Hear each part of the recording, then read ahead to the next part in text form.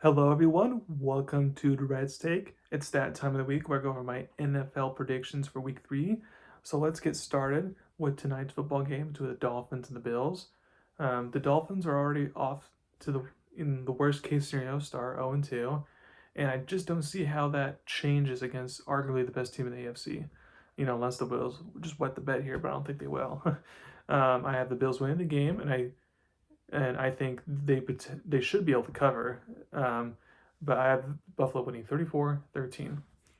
Next, you get the Bengals versus the Vikings. We got a little bit of a veteran backup quarterback battle in this game between Jake Browning for Cincinnati and Carson Wentz for Minnesota. My only worry for the Vikings is that in this game, they have like multiple offensive line injuries. I think they have like three starters or two starters and one backup out. So that could be definitely a concern. However, if you think about the Bengals side of things, if the Bengals offensive line had trouble protecting Burrow against Jacksonville's offensive line, defensive line, I meant, what do you think Minnesota's defensive line is going to do? So I think having a good defensive coordinator like Brian Flores can definitely make a difference. I also feel head coach Kevin O'Connell will actually be happy that he's going to have a veteran quarterback under center again because I feel like he was getting frustrated with J.J. Carthy's newness and therefore inconsistencies and all that. So it surprised me to even see like a good Sam Darnold type of performance from Carson Wentz. Um, but I have Minnesota winning 21-14. Um, next, you get the Steelers versus the Patriots. This one's one of the hardest games for me to predict this week. Since the Steelers' defense has been bad, the Patriots should be able to score points. The question is, can the Steelers win this if this becomes a shootout? They were lucky to do against the Jets in week 1, but were able to do it in week 2 against the Seahawks. I think this is a game where the Steelers should win, but New England makes a big special teams play, like they did last week actually, to get a big home win, after winning 24-23. Next, you got the Colts versus the Titans. It looks like the quarterback resurgence of Daniel Jones could be the real deal after all, thanks to head coach Shane Steichen making him look better. I like what I've seen from the rookie quarterback Cam Ward from the Titans. The problem is that the Titans' offensive line specifically has just been putrid, which means it's hard for them to score touchdowns if Cam Ward's not getting any protection.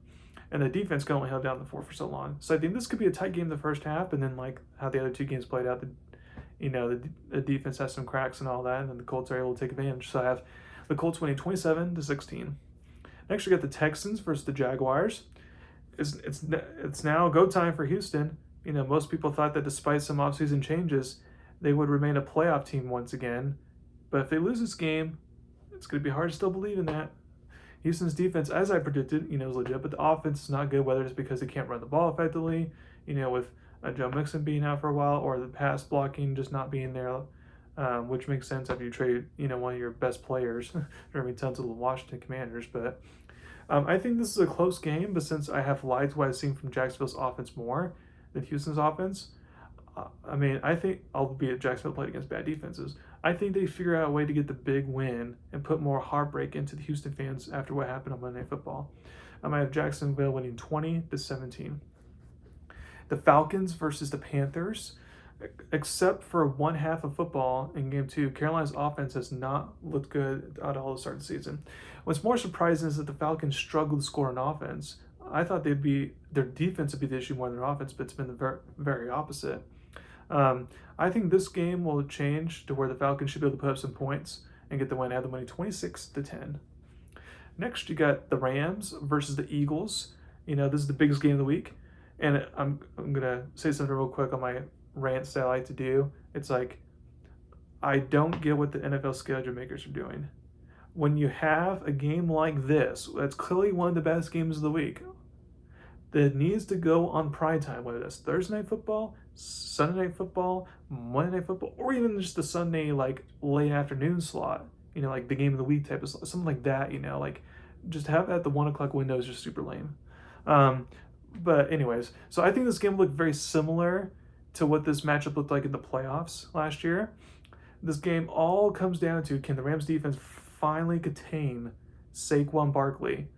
Because Saquon Barkley was not contained in either of those games they played against last year, and that was the reason why they lost. Um, And until they prove to me that they can take Saquon Barkley, I just don't think they can do it to the level that they need to. So I think the Eagles win another very close game to remain undefeated, either winning 24-23. Next, you got the Jets versus the Buccaneers. With Justin Fields out, veteran backup quarterback Tyrod Taylor will now start at quarterback. Even if Justin Fields was playing this game, though, the Bucs should win this game easily. The Jets defense has stunk this season so far, and Tampa has the offense to take advantage of that. I have Tampa Bay winning 28-9. Next, you get the Raiders versus the Commanders. So far, it may be that backup quarterback Marcus Mariota will get the start for banged up Jayden Daniels. He's a very capable quarterback that can win games, as he did last year for them. However, the Raiders' defense is not too shabby, so Mariota will have to be on his A game to get the win. I think the Raiders will make things very interesting, but I have watched him barely survive, and I have to win 20-19. Next, you got the Packers versus the Browns. Not much to say about this game. Packers win and cover easily. I have to win 31-13. Next, you got the Broncos versus the Chargers. This is a big divisional game. If the Chargers win, not only are they 3-0, but then they'll be 3-0 in the division already. So the Broncos offense, for the most part, played better in week 2, but then their defense regressed. So I'm not sure which Broncos team I'm getting. And since I have a good idea of what I'm getting for the Chargers based off the first 2 games, I'm going to take them to win this game. I have them winning 27-19. Next, you got the Saints versus the Seahawks. The Saints have been more competitive in their first 2 games than I thought they would be so far against teams that could make the playoffs, So credit to them. But if I were a betting man, I would not bet on this game, by the way, because Seattle has been up and down as well. One thing I do feel confident about in this game, though, is I think Seahawks get the home win, since they can't afford to have any bad losses with them being in a tough division right now. So I'm winning 24-13. Next, you got a big divisional game between the Cardinals and the 49ers. If the 49ers were healthy in this game, I would take them at home here, no questions asked. Since they are not, I like Arizona in this game. Yes, Arizona has not done a good job at putting away teams that they should put away, like the Saints and the Panthers. I get that. It didn't cost them against bad teams, but that would cost them against better teams down the line. I feel the Cardinals, though, will make a clutch play to get the big win in this game and remain undefeated. I have them winning 23-20. Next, you get the Cowboys versus the Bears. This may end up being the highest scoring game of the week, so I don't blame people who want to bet the over 50.5 points on this game. Both defenses severely underperformed last week. Both offenses have shown flashes of excellence, especially on Dallas' side of things. This game is the Bears' season, in my opinion, because if they fall over 3, they have no shot to win a tough division or even make the playoffs for matter, in my opinion. And the noise for quarterback Caleb Williams will just skyrocket to what it is right now. I have no doubt that Ben Johnson will once again give him a good game plan, but it's just a matter of, is Caleb Williams going to stick to the game plan and follow the script? If he does, the Bears will win. If he doesn't, the Cowboys will win.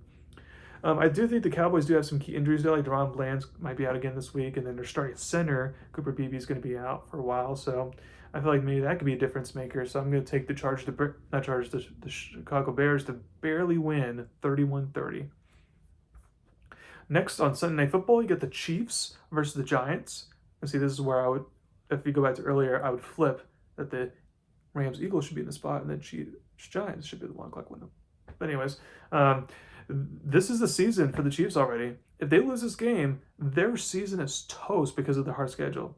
If they win, then they're very much alive. For the Giants, I don't think they figured out anything on offense last week because that was just a byproduct of playing a bad secondary.